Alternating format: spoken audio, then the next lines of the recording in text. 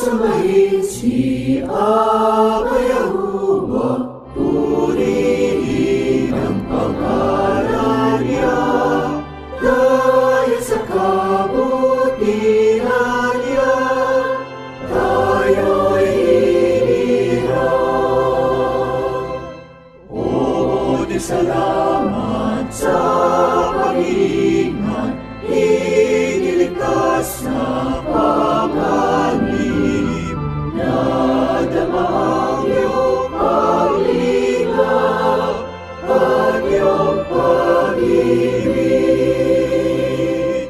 Iyong sinamahan sa milabayin upang kami makasamba, at ngayon maghihintay kay Kristo Yahushua. Ang biyaya mo'y sagana na aming natatanggap, ngayon nga ay aming katungkulan, napapulihan ka. Sana iyong patnubayan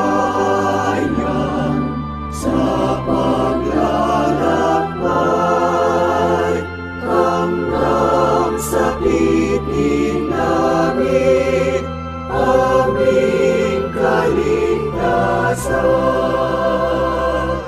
O, sambahin ka, Aba Yahuwah, purihin ang pangalan mo, dahil sa kabutihan mo ay iyong hinirang. Alleluia, Alleluia,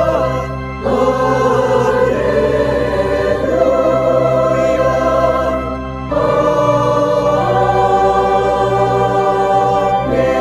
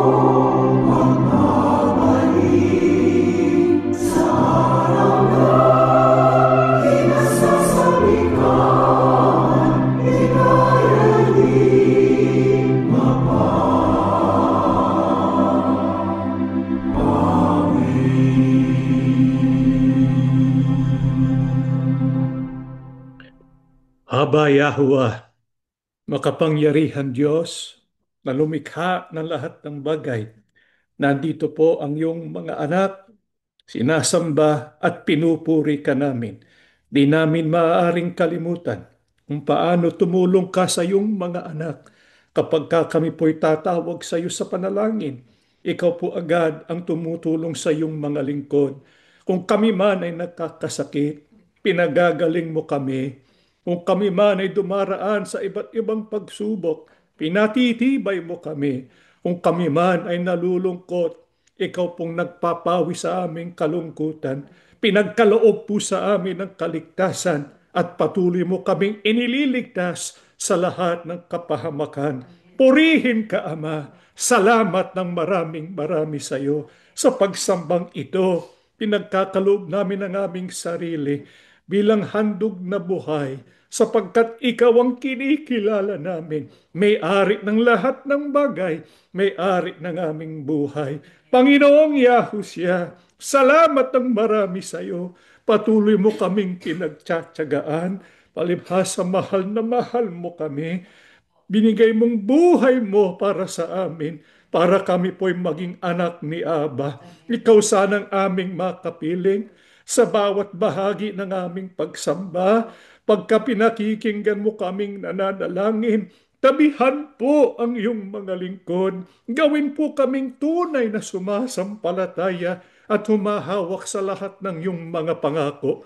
Pakibasbasan ng iyong mga anak, lalo na sa lugar ng panganib. Iligtas sa lahat ng kapahamakan. Ipagkaloob po ang pagpapagaling sa lahat ng aming karamdaman. Pakibasbasan kami sa aming pag-aaral. Maging maliwanag ang iyong mensahe. Pakikilos po ng aming puso't damdamin para kaming lahat makasunod sa lahat ng iyong kalooban. Nandito pong aming abuloy na pinagkaloob sa iyo ngayon. Pakibasbasan po, Ama, magamit sa kanyang kinauukulan. Pakibasbasan ang kabuhayan ng iyong mga lingkod para kaming lahat makatugon sa lahat ng inaasahan mo sa amin. Kami po'y sumasampalataya. Dininig mo ng aming panalangin sa pangalan po ng aming tagapagligtas na si Yahushua HaMashiach. Amen.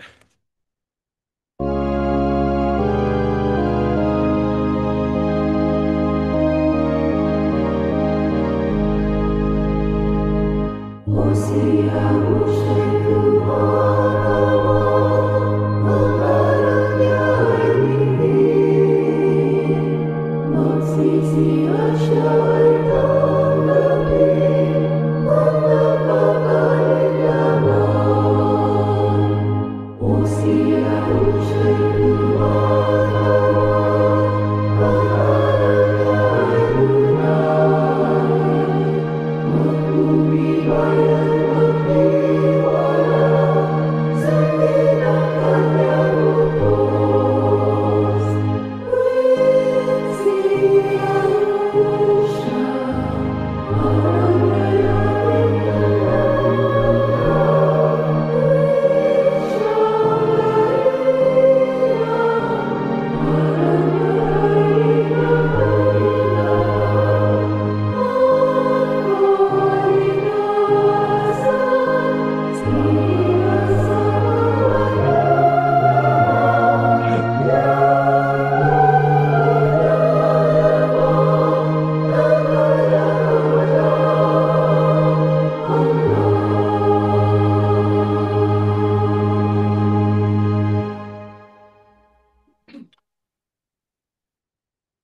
Shabbat Shalom sa inyong lahat mga kapatid. Tayo po ay nagpapasalamat dahil po sama-sama tayo muli para magsagawa ng pagsamba para sa ating tunay na Diyos sa si Yahuwah at sa kanyang bugtong na anak na si Yahushua HaMashiach. Tayo po ay nagpapasalamat dahil sa ating kaugnayan sa Panginoong Yahushua na dahil dito tayo po ay magkakamit ng kaligtasan.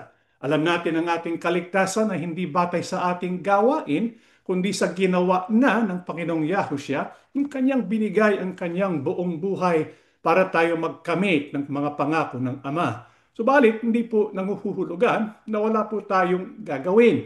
Kaya nga, marami po tayong mababasa ng patungkol po sa iba't ibang mabubuting gawain mula po sa pagtuturo ng Panginoong Yahuwah at ng Panginoong Yahusha. Ang isa po sa mabuting gawain na ibinigay sa atin ay ang pagbibigay ng abuloy. Bakit po natin nasasabi yon? Bakit po natin natitiyak na maging sa panahong Kristiyano, kalooban po ng Ama ng kanyang mga anak ay magbigay ng abuloy?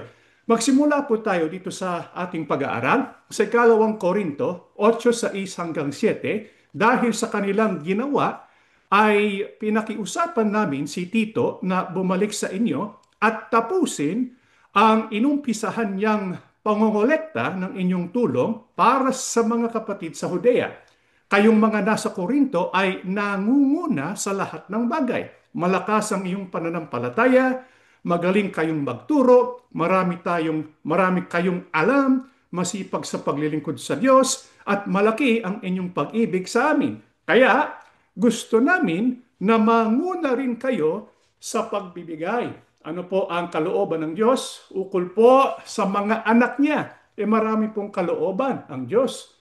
Ang gusto niya, tayo po ay maging mapag-unlad o umunlad po sa mabubuting iba't ibang gawain. Ano-ano po ang mga halimbawa ng mabubuting gawain? Ayon po kay Apostol Pablo, nung sumulat po siya sa mga taga-Korinto, yung Korinto pala ay nangunguna sa lahat ng bagay. Ibig sabihin, kung mapag-uusapan mabubuting gawain, yung mga taga-Korinto para naging modelo siya sapagkat malakas ang kanilang pananampalataya. Kaya mabuting paunlarin natin ang ating pananampalataya. Magaling silang magturo, kaya dapat maging mahusay rin tayo sa pagtuturo. Ang sabi, marami silang alam, kaya mabuti po na laliman natin at gawin natin umunlad yung ating pagkaalam ukol sa Biblia. Ang sabi, masipag sa paglilingkod. Kaya dapat umunlad tayo sa paglilingkod at maging sa pagbibigay ng pag-ibig. Ano rin ang sinabi ni Apostol Pablo na isang bagay na dapat din natin husayin? Ayon po kay Apostol Pablo, gusto namin na manguna rin kayo sa pagbibigay, sa makatwid yung pagbibigay ng abuloy. Ito'y dapat ipagpatuloy sapagkat ayon kay Apostol Pablo, kinakailangan ng mga taga-Korinto na tapusin ang inumpisahan nilang pangongolekta bilang pagtulong sa mga kapatid sa Judea. Ano po ang naging batayan ni Apostol Pablo para po magbigay ng ganitong mensahe, para po ituro ang ukol po sa kahalagahan ng pagbibigay ng abuloy? Basahin po naman natin ang nakasulat po dito sa 9-11, sapagkat alam naman ninyo ang biyayang ipinakita ng ating Panginoong Yahushua Kristo, na kahit na mayaman siya doon sa langit, ay nagpakadukha siya dito sa mundo, alang-alang sa atin, para sa pamamagitan ng kanyang kahirapan ay maging mayaman tayo. Kaya ito ang maipapayo ko sa inyo. Makabubuti kong ipagpatuloy ninyo ang inumpisahan ninyong pagbibigay noong nakaraang taon.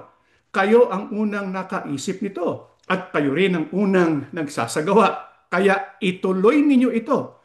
Pagsikapan ninyong tapusin ang gawain na masigasig ninyong inumpisahan at magbigay kayo sa abot ng iyong makakaya. Ano po ang batayan ni Apostol Pablo? Doon po sa kanyang pagtuturo na napakahalaga ang pagbibigay ng abuloy. Ang batayan niya ay ang ugali at ang prinsipyo ni Yahuwah at ni Yahusha. Kung atin pong iisipin, mga kapatid, sino po ba ang isa na mapagbigay sa lahat? Hindi po ba si Yahuwah Abba? Yung pong kanyang ugali Yun po ang kanyang prinsipyo, magbigay, palabigay ang ating Panginoong Diyos. Kaya nga pinagkalooban tayo ng buhay, ng lakas, pinagkalooban tayo higit sa lahat ng kanyang bugtong na anak. Kaya kung ating pong pag-iisipin, si Yahuwah ay isang halimbawa ng pagbibigay. Sino rin ang isang halimbawa ng pagbibigay? Walang iba kundi ang Panginoong Yahusha. Sabi ni Apostol Pablo, ito ang pattern. Ang Panginoong Yahusha nagpadukha para tayo maging mayaman. Ibig sabihin, si Yahusha, binigay niya maging ang kanyang sariling buhay. Kaya si Yahuwah mapagbigay, si Yahushua mapagbigay. Kung ating pag-aaralan ang kasaysayan ng Biblia, ang mga lingkod ng Diyos sa mga nakaraan, sila rin ay mapagbigay. Sa makatwid, kung titingnan po natin yung pattern, isa lang ang ating masasabi, mahalaga pala yung pagbibigay ng abuloy. Kaya nga anong sabi ni Apostol Pablo, doon po sa talatang 11, kaya ituloy ninyo ito. Pagsikapan ninyong tapusin ang gawain na masigasig ninyong inumpisahan at magbigay kayo sa abot ng inyong makakaya. Kaya kung atin pong tatanungin, kalooban po ba ng Diyos na sa panahon natin ngayon na ang kanyang mga lingkod ay magbigay ng abuloy? Ano pong sagot? Opo. Ano pong pinapahayag natin kay Yahuwah kapag tayo po ay nagbibigay ng abuloy? Pakinggan po natin ang unang kroniko. Dito po sa 6:17 hanggang 19, makapangyarihan kayo, kagalang-galang, dakila, at kapuri-puri, sapagkat sa inyo ang lahat ng bagay na nasa langit at nasa lupa. Kayo ang hari o Yahuwah, at higit kayo sa lahat. Sa inyo nagmumula ang kayamanan at karangalan. Kayo ang namamahala sa lahat ng bagay. Makapangyarihan kayo at kayo ang nagpapalakas at nagbibigay kapangyarihan sa sinuman. Ngayon, o aming Diyos, pinasasalamatan namin kayo at pinupuri ang iyong kagalang-galang na pangalan. Pero sino po ba ako at ang aking mga mamamayan na makapagbibigay kami na nag-uumapaw na kaloob gaya nito? Lahat ng bagay ay nagmula sa inyo at ibinabalik lamang namin sa inyo ang ibinibigay nyo sa amin. Mga kapatid, ano pong ating naipapahayag kay Yahuwah Abba? Sa tuwing tayo po'y nagbibigay ng abuloy, pinapahayag natin na naiintindihan natin at sumasampalataya tayo ng lahat ng nasa atin. Kanino po galing? Sa Diyos. Hindi po ba totoo ito, mga kapatid? Kasi kung pag-iisipan natin, paano ba tayo nagkaroon ng kayamanan? Hindi ba dahil sa lakas at sa isip na pagkaloob ng Diyos sa atin? Kaya nga si David, nung siya'y maghahandog, at ang kanyang buong bayan ng Israel, nung sila'y maghahandog, anong kanilang sinabi? Lahat ng bagay ay nagmula sa inyo. Ibinabalik lamang namin sa inyo ang ibinigay nyo sa amin. Kaya kapag tayo naghahandog ng abuloy, yun po ang isinisigaw ng ating puso. Yun pong pinapahayag ng ating kaluluwa. Lahat ng nasa akin, galing ito kay Yahuwah Abba. Kaya hindi po dapat natitisod ang isang lingkod ng Diyos kapag itinuturo tungkol po sa kahalagahan ng paghahandog. Bakit po meron pong paghahandog sa panahon natin ngayon? Ito po ba'y utos pa rin sa panahong Kristiyano? Ano po bang utos si Apostol Pablo kapag halimbawa kinilos ang ating damdamin na magbigay ng abuloy?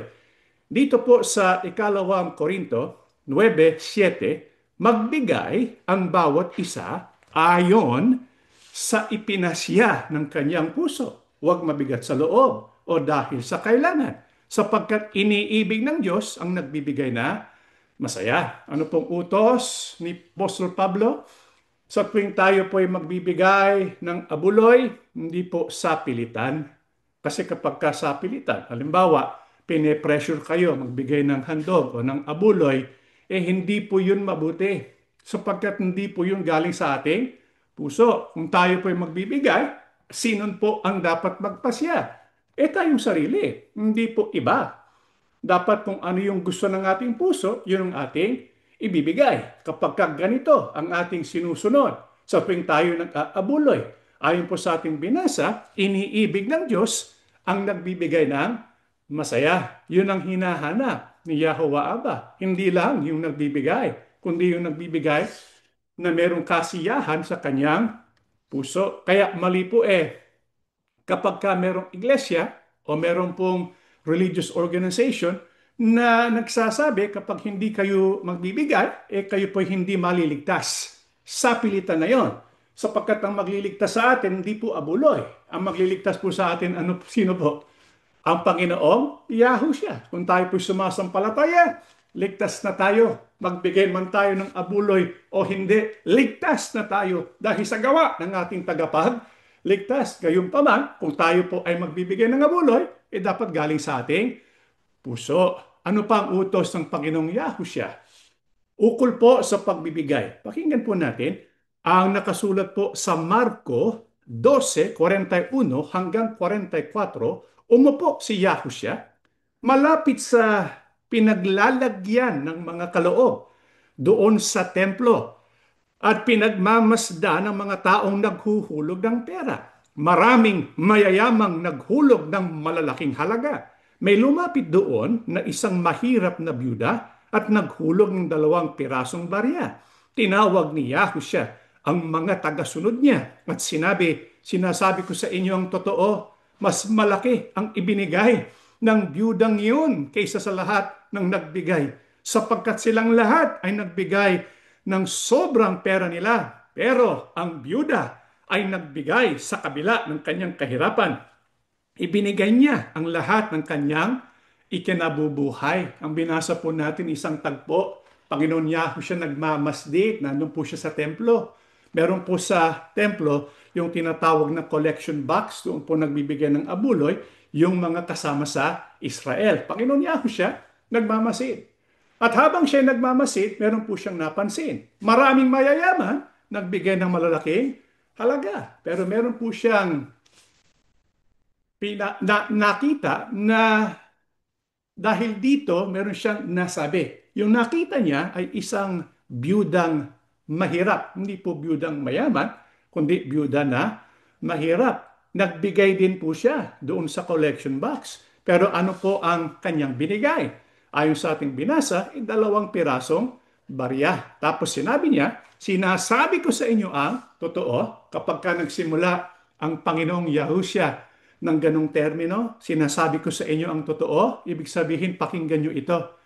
Ibig sabihin mahalaga ang sasabihin ko. Ano pong sinabi ng Panginoong Yahushua? Itong byuda na mahirap nagbigay ng higit pa kaysa sa mga mayayaman. Bakit? Sapagkat yung mga mayayaman nagbigay lang sila ng sobrang pera nila. Pero itong byuda, bagamat siya'y mahirap, hindi po yun naging excuse. Bagamat siya'y mahirap, binigay niya ang lahat ng kanyang ikinabubuhay. Ano pong ibig sabihin ito? Ibig sabihin po ba, mga kapatid, ang kalooban, ang nais ni Yahushua, lahat ng ating kinabubuhay, ibibigay natin bilang abuloy? Hindi po. Ano lang ang pinapapansin ng Panginoong Yahushua? Na kapag tayo bibigay kay Yahuwah, dapat yung makapagluluwalhati sa Kanya. Hindi po yung hindi natin pinag-isipan. Dapat ito'y sakripisyo. Kaya nga ang tawag sakripisyo, ito po ay ibibigay natin na galing sa puso at galing sa isip. Hindi yung dudukot lang tayo at kung anong madukot, yun ang ibibigay, di hindi pinag-isipan. Hindi galing sa puso, di ba? Kung tayo magbibigay, dapat pinag-isipan at galing sa ating puso. Yun po ang nagluluwalhati at nagbibigay ng karangalan kay Yahuwah. Sa makatwid, utos po ni Yahuwah, utos po ni Yahushua at ng mga apostol na tayo po ay magbigay ng abuloy. Pero itong tanong, bakit po kailangan ang pagbibigay ng abuloy? Kailangan ba ng Diyos ng salapi? Kailangan ba ni Yahushua ng salapi? Para saan ba ang mga abuloy na pinagkakaloob natin sa Diyos? Pakinggan po natin ang nakasulat po sa 2 Korinto, dito po sa 8:12 hanggang 15, dahil sa inyong pagbibigay, hindi lamang ninyo tinutugunan ang pangangailangan ng mga mananampalataya na nasa Judea, kundi magiging dahilan din ito para marami ang magpasalamat sa Diyos. Sapagkat pinatutunayan ninyo sa inyong pagtulong na sinusunod ninyo ang magandang balita tungkol kay Kristo na inyong pinaniniwalaan. At dahil sa pagtulong ninyo sa kanila at sa iba pa, papupurihan nila ang Diyos. Buong puso silang mananalangin para sa inyo dahil sa dakilang biyaya ng Diyos na pinamalas niya sa inyo. Pasalamatan natin ang Diyos sa kanyang kaloob na hindi natin kayang ipaliwanag. Para saan po yung mga abuloy na pinagkakaloob natin sa Diyos? Ayon po sa ating binasa, unang-una, kapag tayo magbibigay bilang abuloy, ayon po kay Apostol Pablo, ito ay dakilang biyaya ng Diyos na ipinamalas niya sa inyo. Kaya sa lahat ng mga nagbigay ng abuloy, nagmula yun sa Diyos. Kinilos ng Diyos ang inyong puso. Bakit po kinikilos ng Diyos ang puso ng tao para magbigay ng abuloy? Dahil po meron pong nagagawa ang binibigay nating abuloy. Ano po ang nagagawa kapag tayo po ay nagbibigay ng abuloy? Sa panahon po ng unang Kristiyano, merong iba't ibang mga kongregasyon. Halimbawa, sa Thessalonica, sa Macedonia, doon po sa iba't ibang dako sa Gresya at sa Asia, at meron din po doon po sa Corinto. Kapag nagbibigay ng abuloy, ano po ang nagagawa? Natutustusan yung pangangailangan ng isang kongregasyon. Halimbawa, ang sabi ni Apostol Pablo, dahil sa pagbibigay ng abuloy, ito ay nakatutugon sa pangangailangan ng mga mananampalataya na nasa Judea, sapagkat sa panahon noon, nagkaroon ng problema doon po sa Judea. Ano pa? Ang sabi, dahil sa pagbibigay ng abuloy, ito'y katunayan na sumusunod kayo sa magandang balita tungkol kay Kristo. Ibig sabihin, yun pong pagbibigay ng abuloy, yun po'y nakakatulong para maipalaganap ang magandang balita tungkol po kay Yahusha. Sa makatwid, ang dahilan kung bakit utos ng Diyos at ng Panginoong Yahusha na ang kanyang mga lingkod magbigay ng abuloy ay para po maitaguyod ang gawain ng iba't ibang kongregasyon. Katulad po ng gawain ng Assembly of Yahusha. Tayo po bilang assembly, katulad po ng unang siglo, meron din po tayong iba't ibang mga gawain para po makatulong sa mga gawain ng Assembly of Yahusha. Meron din po tayong kinokolektang mga abuloy. Ano po ba ang isa sa mahalagang gawain ng Assembly of Yahusha? Pakinggan po natin ang mga taga-Galasya dito po sa 6:6, ang mga tinuturuan ng salita ng Diyos ay dapat na tumulong at magbigay sa mga nagtuturo sa kanila. Ito po ay itinuro ni Apostol Pablo sa mga taga-Galasya. Ayon po kay Apostol Pablo, ang isang mahalagang gawain ng kongregasyon ng iglesia ay ang tinatawag natin pagtuturo ng mga salita ng Diyos. Ang Assembly of Yahusha ay primarily, ito po isang teaching ministry. Kaya meron po tayong ginagawang pagtuturo. Meron po tayong mga Bible studies. Meron po tayong mga iba't ibang programa para maipahayag natin ang mga salita ng Diyos at ang mabuting balita ukol po sa ating Panginoong Yahusha. Pero anong sabi ni Apostol Pablo ukol po sa responsibilidad ng mga tinuturuan?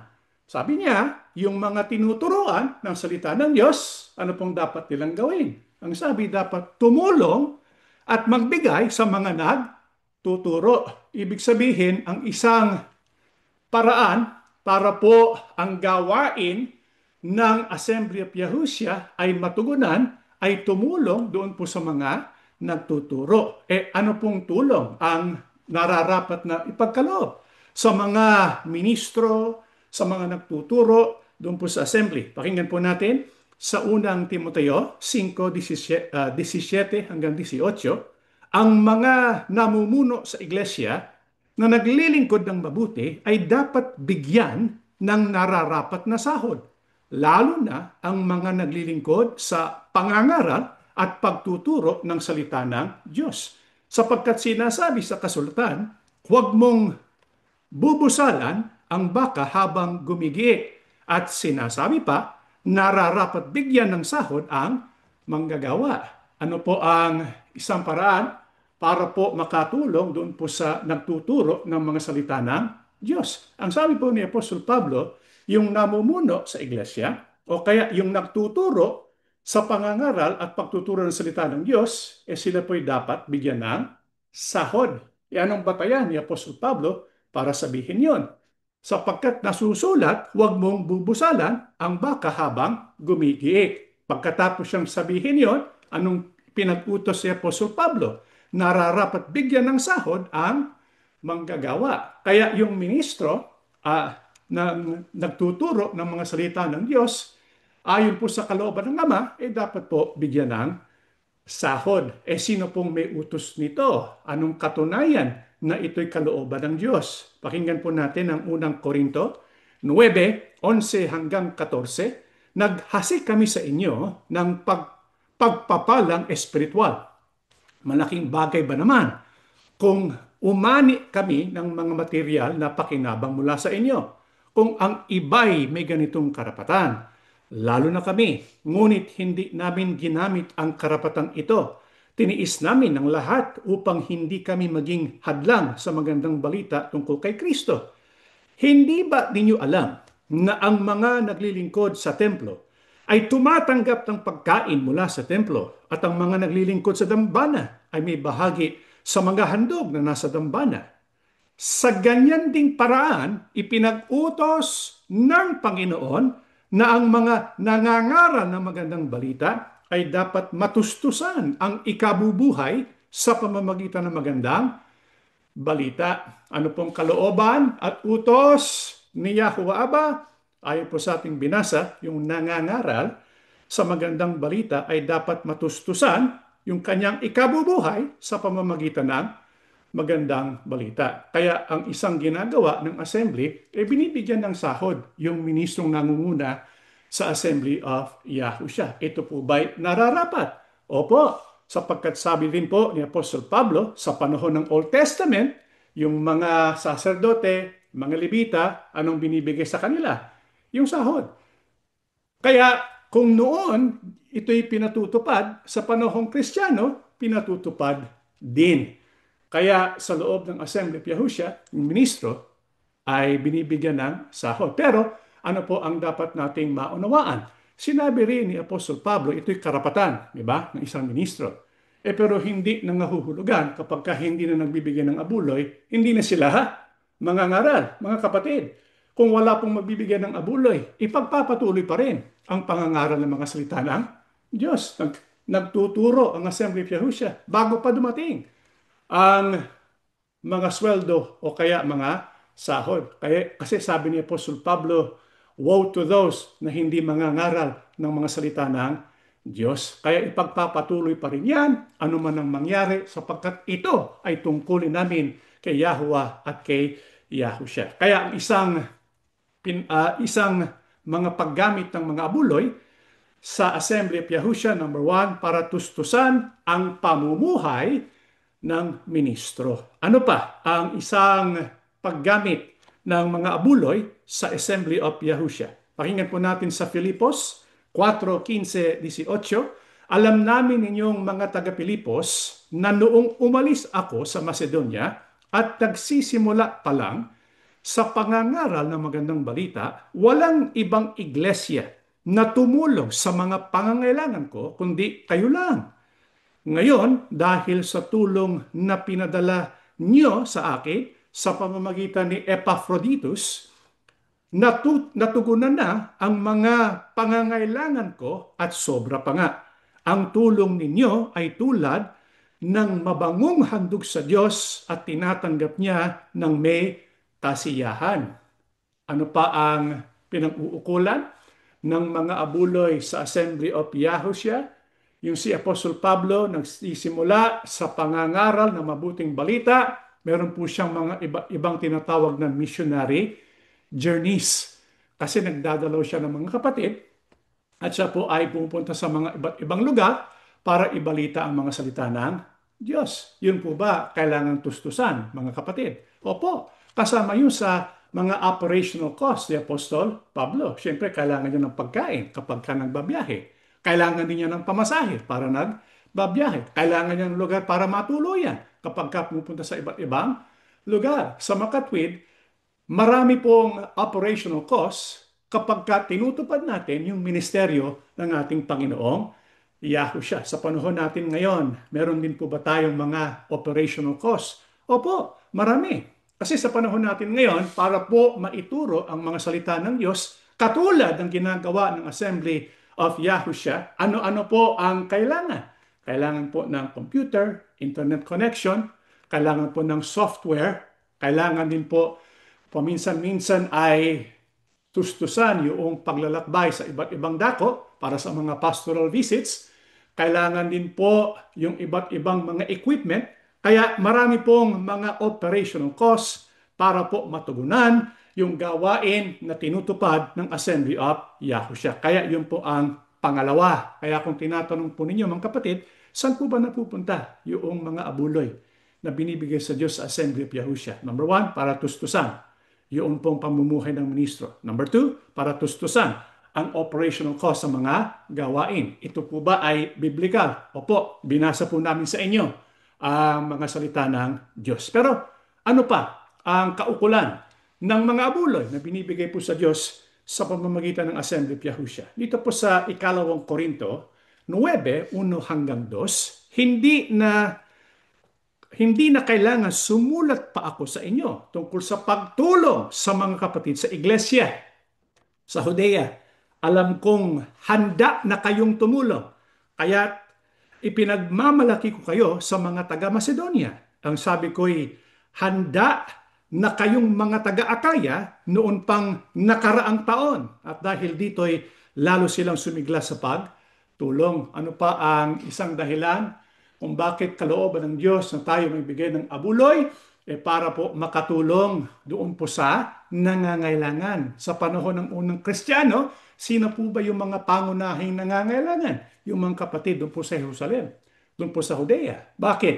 Sapagkat nakaroon po ng tinatawag na famine, taggutom, yung mga kapatid kawawa naman. At doon po sa Judea, nandun po yung sentro ng pag-uusig laban sa mga Kristiyano. Kasi yung mga Kristiyano, dalawang kalaban nila eh. Mga Hudyo na nandoon po sa Judea. At pangalawa, yung mga Romano. Kaya wala po silang trabaho. Hirap na hirap sila. Ang iba ay binibilanggo. Kaya kailangan nila ng financial help. Kaya yung mga abuloy na kinokolekta sa iba't ibang mga grupo, sa iba't ibang mga kongregasyon, yun po'y ginagamit bilang pagtulong sa mga mahihirap doon po sa Judea. Kaya nga, yung mga iba't ibang iglesia na kumalat sa iba't ibang dako, sila'y nagkaisa na tumulong sa mga mahihirap at nangangailangan. Mga kapatid, ito rin pong ginagawa ng Assembly of Yahusha. Hindi po namin binabalita sapagkat ayaw namin sabihin, ayaw namin pagmalaki yung mga nagagawang pagtulong ninyo para sa mga mahihirap. Kapag ka nagkakaroon po ng kalamidad, ay agad pong tumutulong ang Assembly of Yahusha. Meron po kaming mga natulungan na mga kasama sa assembly na dahil po sa kalamidad, sila po ay kailangan ng financial help. Meron po dahil sa nagkasakit, mahihirap lamang sila, kailangan ng financial help. Meron din pong mga hindi kasama sa Assembly of Yahusha na nangangailangan ng financial help. Tumutulong din po ang Assembly of Yahusha. Mula po nung pasimula ng Assembly of Yahusha, tuloy-tuloy po ang pagtulong niya sa mga nangangailangan, sa mga mahihirap. Nagkaroon din po kami ng partnership sa mga iba't ibang organisasyon katulad ng Red Cross. Last year, tsaka this year, meron pong ongoing relationship sa kanila. Ito'y paraan para makatulong doon po sa mga nangangailangan. Ano pa ang ginagawa ng Assembly of Yahusha? Dahil po sa mga abuloy na pinagkakaloob ng mga kapatid. Pakinggan po natin dito po sa Santiago, sa 1:27, ang pagiging relihiyoso na dalisay at walang dungi sa harap ng ating Diyos at Ama ay ang pagtulong sa mga ulila at sa mga byuda sa kanilang kahirapan at pag-iingat sa sarili upang huwag mahawa sa kasamaan ng mundong ito. Ano pa ang ginagawa ng Assembly of Yahusha? Na dahil na nagagawa namin dahil po sa pagtulong sa pag-abuloy ng mga kapatid. Tumutulong din po kami doon sa mga ulila. Yung ulila sa English, orphans. Ang Assembly of Yahusha for 2 years now ay regular partners ng isang organisasyon sa Pilipinas, yun pong Hospicio de San Jose, na ang kanilang pinakagawain ay tumulong po dun sa mga ulila. Kami po ay nag-partner sa kanila sapagkat hindi namin magawa yung personally bigyan ang mga ulila sapagkat marami mga ulila lalo na sa Pilipinas. Pero yan din pong ginagawa ng Assembly of Yahusha. Sa makatwid, kung atin pong tatanungin, saan po ba napupunta ang mga abuloy para sa Assembly of Yahusha? Number one, para tustusan ang pamumuhay ng ministro. Number two, para tustusan ang mga operational costs sa mga gawain. At number three, para makatulong sa mga taong mahihirap at nangangailangan. Na lahat po ito ay nakabatay sa utos ng Diyos, sa salita ng Diyos na nakasulat sa Biblia. Ngayon meron pong mga nagtatanong sapagkat hindi namin dinidisplay kung paano magbigay ng handog. Pero maraming nagtatanong paano po ba kami makatutulong? Kung nais po ninyo, kung kinilos ng Diyos ang puso ninyo na tumulong, ang paraan ay pumunta po sa aming website. Ang website po namin ay aoy.today. Pag nilagay po niyo yan, sa search bar, dadalhin po kayo sa pahina, sa website ng Assembly of Yahusha. Ito pong itsura ng aming website. Meron po doon mga tabs. Isa po sa mga tabs na pwede nyo pong i-click, yun pong online giving. Pagka kinlik po ninyo, yung tab na online giving, dadalhin po kayo sa online giving page. Sa ibaba, yung dalawang paraan para makapagbigay ay sa pamamagitan po ng Zelle o kaya ng PayPal. Nandun po yung instructions kung gusto po ninyong magbigay ng abuloy, kung gusto po ninyong makatulong para matustusan ang pangangailangan ng gawain ng Assembly of Yahusha. Ngayon mga kapatid, sa darating na December 12 ay magkakaroon po tayo ng 5th anniversary celebration ng Assembly of Yahusha. Kaya ito po ay pinagpapasalamat namin kay Yahuwah at kay Yahusha at pinagpapasalamat din po namin sa lahat ng mga nagbibigay sapagkat maraming mga kapatid ay nagbibigay. Tayo po ay nagtagal ng ganito dahil po kinilos ni Yahuwah ang mga nagkakaloob ng abuloy. Ito po ay gawain ng Diyos na sinimulan niya sa inyong mga puso. Kaya kami po ay nagpapasalamat sa inyo. Nagpapasalamat kay Yahuwah at kay Yahushua HaMashiach. Ano pong pangako? Pangako ni Yahuwah, pangako ni Yahusha sa mga nagbibigay ng abuloy. Pakinggan po natin mga kapatid, dito po sa Lucas 6:38, magbigay kayo upang bigyan din kayo ng Diyos. Ibabalik sa inyo ng sobra-sobra at umaapaw ang ibinigay ninyo. Sapagkat kung paano kayo magbigay sa iba, ganun din ang pagbibigay ng Diyos sa inyo. Ito po ay itinuro ng ating Panginoon Yahushua. Alam namin mga kapatid, kapag nagbibigay po kayo ng abuloy, hindi po kayo nagbibigay sa layunin kayo tumanggap. Hindi po kasi ganoon ang ating puso eh, di ba? Kung nagbibigay tayo kusang loob galing sa puso, kung meron man tayong tanggapin, mabuti, pero kung wala, okay lang. Pero anong sabi ng Panginoong Yahushua? Ang sabi niya, kung nagbibigay kayo sa Diyos, bibigyan din kayo ng Diyos. Sino ba tayo para sabihin, ayoko po yan, Diyos? Diba? Sabi ng Panginoon Yahushua, kapag tayo magbibigay, bibigyan ni tayo ng Diyos at sinabi pa, ibabalik sa inyo ng sobra-sobra at umaapaw. Ibig sabihin, kung tayo magbibigay, mas marunong magbigay ang Diyos. Kung tayo nagbibigay, kumikilos yun sa damdamin ng Diyos para tayo bigyan din ng tulong. Paano tayo bibigyan ng Diyos kapag tayo ay nagbibigay ng abuloy? Balikan po natin ito pong 2 Korinto 9:6-9. Ito pong sabi ni Apostol Pablo, tandaan ninyo ito, ang naghahasik ng kaunti ay umaani ng kaunti. At ang naghahasik ng marami ay umaani ng marami.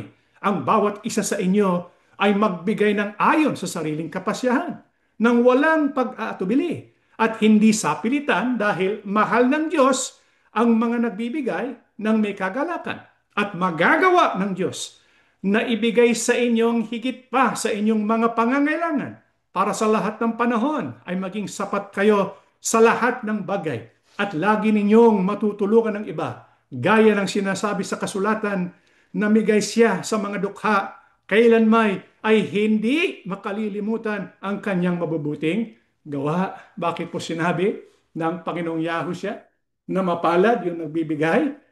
At dahil sa pagbibigay niya, bibigyan din siya ng Diyos. E sabi ni Apostol Pablo, mapalad yung nagbibigay sapagkat hindi kailanman makalilimutan ni Yahuwah Abba yung gumagawa ng mabuti katulad ng pagbibigay ng abuloy. Sabi nga ni Apostol Pablo, yung nagbibigay ng may kagalakan, sila po'y minamahal ng Diyos. Isipin niyo mga kapatid, minamahal ng Diyos at tinatandaan ng Diyos yung isang lingkod niya na nagbibigay ng galing sa kanyang puso. Hindi yung nagbibigay ng sapilitan, kundi yung nagbibigay na dahil talaga galing sa kanyang puso. Kapag ka tayo po'y natandaan ni Yahuwah, kapag ka tayo minamahal ni Yahuwah, anong hindi natin kayang pigilin? Yun pong pagpapala ni Yahuwah Abba. Kaya nga ang prinsipyo na itinuro ni Apostol Pablo sapagkat siya mismong ay natuto nitong prinsipyong ito, yung naghahasik ng konti, umaani ng kaunti. At naghahasik ng marami, ay umaani ng marami. Kumbaga, yung pagbibigay ng abuloy, katulad po yan ng pagtatanim ng binhi. Pag nagtanim ka, meron kang aanihin. Pag nagtanim ka, sa kamay ng Diyos, yung aanihin mo, higit pa sa inyong tinanim. Kaya nga, ang sabi ni Apostol Pablo, mapalad yung nagbibigay ng abuloy. Bakit po sinabi ng Diyos na hindi kailanman sila kalilimutan? Ituloy po natin ang pagbasa. Dito po sa 10 hanggang 11. Ang Diyos na nagbibigay ng binhi sa magsasaka at tinapay na makakain, ang siya ring magbibigay ng inyong mga pangangailangan para lalo po kayong makatulong sa iba. Pasaganain kayo ng Diyos. Pasasaganain kayo ng Diyos sa lahat ng bagay para lagi kayong makatulong sa iba. At marami ang magpapasalamat sa Diyos dahil sa tulong na pinapadala ninyo sa kanila at sa pamamagitan namin. Bakit po sinabi ng Apostol Pablo? Yun pong mga nagbibigay ng abuloy na mula sa kanilang puso, hindi kailanman kalilimutan ni Yahuwah ang kanilang mabubuting gawa. Ayon po kay Apostol Pablo, pasasaganain sila ng Diyos sa lahat ng bagay. Anong ibig sabihin nun? Pasasaganain tayo ng Diyos, hindi lang sa material na bagay. Kailangan ba natin ang material na bagay? Opo. Pero yung material na bagay, kumpara sa espiritual na bagay, kung tutuusin, hindi yun ang tunay na gantimpala Di ba? Kasi kapag ka ang Diyos nagbigay, sa lahat ng aspeto ng ating buhay, saklaw ng kanyang biyaya. Kaya yung nagbibigay ng abuloy mula sa kanilang puso, materially, saka spiritually, tatanggap sila ng biyaya sa ating Aba Yahuwah. Hindi lang po para sa buhay na ito. Ano pong sabi pa ni Apostol Pablo? Dito po sa unang Timoteo, 6:17 hanggang 19, ang mayayaman sa sanlibutan ito ay pagbilinan mo na huwag magsipagmataas ng pag-iisip at huwag umasa sa mga kayamanang di nananatili, kundi sa Diyos na siyang nagbibigay sa ating sagana ng lahat ng mga bagay upang ating ikagalak. Na sila'y magsigawa ng mabuti, na sila'y magsiyaman sa mabubuting gawa, na sila'y maging handa sa pamimigay, maibigin sa pamamahagi, na mga tipon sa kanilang sarili ng isang mabuting kinasasaligan para sa panahong darating upang sila'y makapanagan sa buhay na tunay na buhay. Pagka tayo po ay naging mayaman sa mabubuting gawa, ayon po kay Apostol Pablo, yung gantimpala ng Diyos, hindi lang para sa buhay na ito. Ang sabi po, para sa panahong darating upang tayo makapanangan sa buhay na tunay na buhay.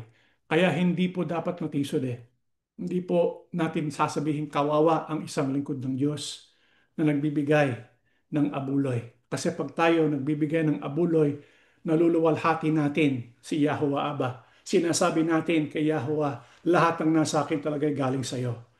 At mula sa aking puso, gusto ko lang isigaw yun. Gusto ko lang sabihin, ako ay sumasampalataya. Kapag ka ako umasa at magtiwala sa iyo, sa halip na magtiwala sa aking kayamanan, alam ko, hindi mo ko pababayaan. At yun po ang ating nakikita sa mga lingkod ng Diyos na nagbibigay sa Diyos. Nagbibigay bilang abuloy. Hindi po sila pinababayaan ni Yahuwah. Patuloy po silang pinagpapala, patuloy po silang pinalalakas, sapagkat ang sabi ni Yahuwah, hindi kailanman kalilimutan yung mga gumagawa ng mabubuting gawain. Kaya kapag tayo po ay nangangailangan at iisip na naaalala ni Yahuwah Abba ang lahat ng tulong na binigay natin, lalo na sa mga mahihirap, ano po ang nakahandang gawin ni Yahuwah para sa kanyang mga lingkod. Dito po sa mga huling talata na ating babasahin, dito po sa Salmo 41, 1 hanggang 4, mapalad ang taong nagmamalasakit sa mga mahihirap. Tutulungan siya ni Yahuwah sa panahon ng kaguluhan. Ipagtatanggol siya ni Yahuwah at iingatan ang kanyang buhay. Pagpapalain din siya sa lupain natin at hindi siya isusuko sa kanyang mga kaaway.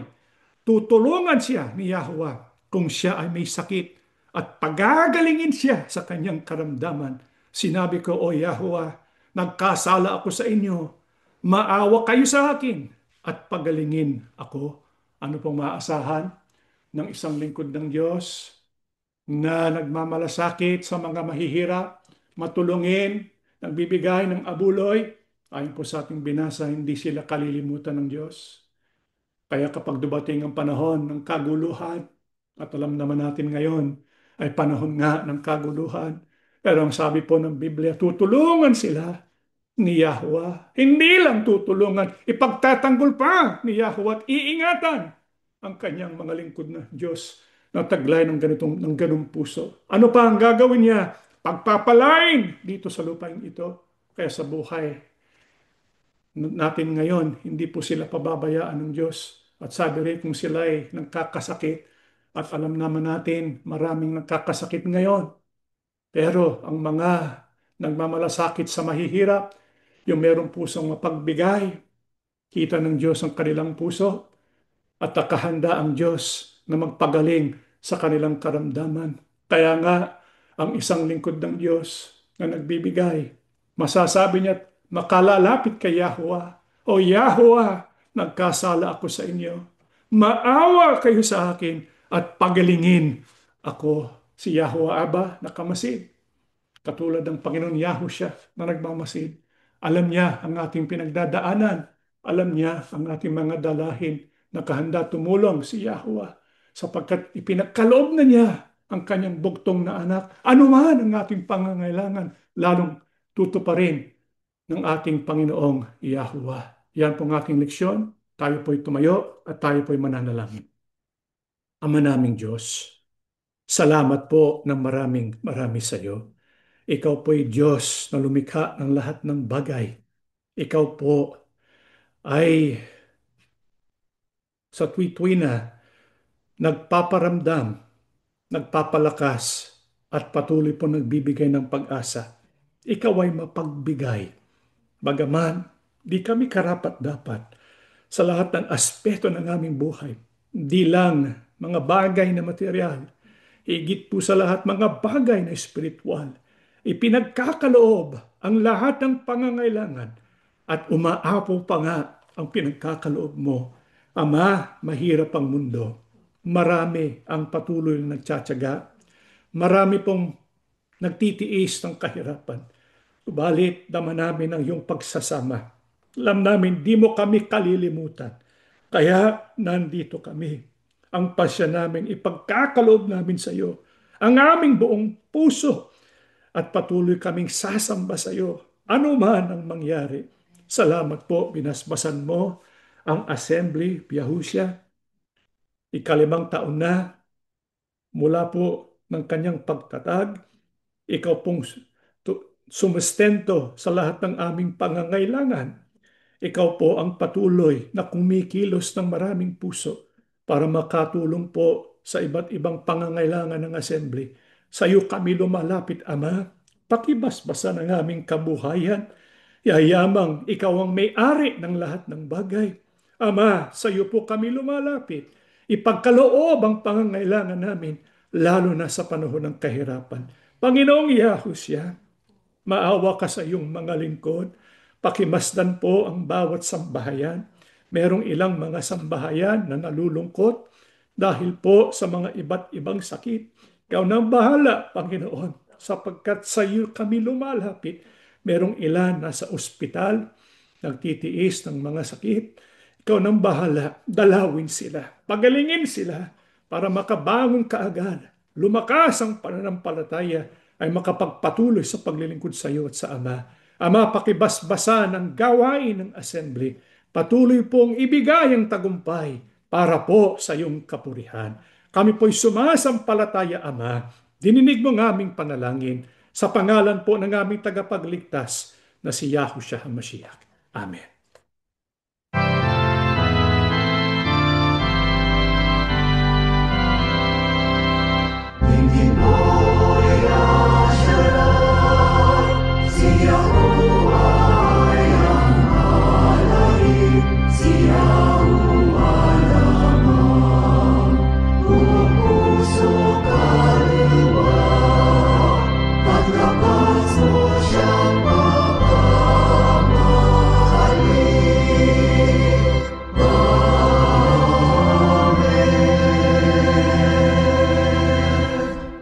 Ang walang malo na pag-ibig at masaganang awa ni Yahweh Abba, ang biyaya at kapangyarihan ni Yahushua HaMashiach, at ang laging paggabay ng banal na Espiritu sa ating lahat, ngayon at magpakailanman. Amen.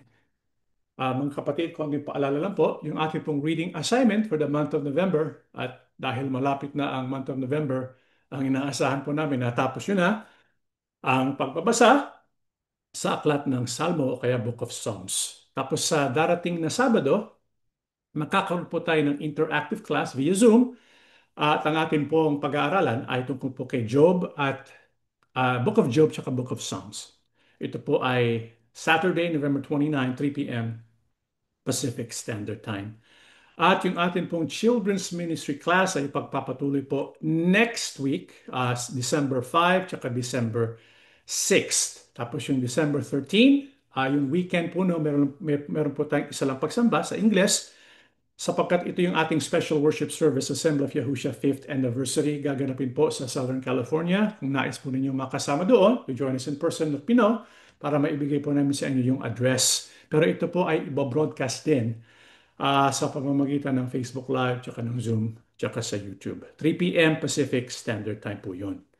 At bilang paghahanda, meron po tayong preparatory prayer mula po December 8 hanggang December 12, Monday to Thursday, 7 p.m., pero yung Friday, 10 a.m. Pacific Standard Time. Natatapos na po ang ating pagsamba. May Yahweh Abba and Yahushua HaMashiach bless all of us.